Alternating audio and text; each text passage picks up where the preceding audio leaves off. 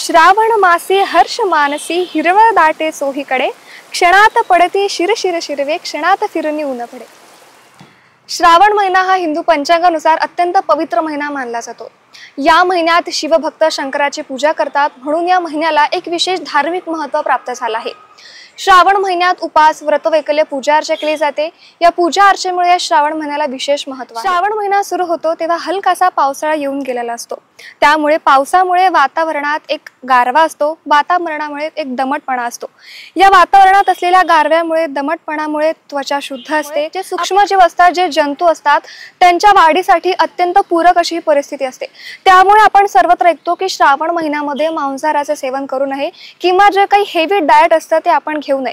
यामागचं एक कारण म्हणजे धार्मिक असलं, दुसरं कारण शास्त्रीय आणि आरोग्यिक दृष्ट्या हे एक महत्त्वाचं कारण मानलं जातं। आपण ऐकतो की श्रावण महिन्यात मांसाहाराचं सेवन करू नये, याचं हेच कारण असतं की वातावरणामुळे असलेल्या दमटपणामुळे सूक्ष्मजीवांच्या वाढीसाठी अत्यंत पूरक अशी परिस्थिती असते। त्यामुळे श्रावण महिना केवळ धार्मिकता नव्हे तर निसर्ग, आरोग्य आणि शरीर यांचे एक सुंदर समन्वय आहे। श्रावण महिन्यामध्ये साधेपणा, संयम आणि आरोग्य याकडे लक्ष देणं फार महत्त्वाचं आहे।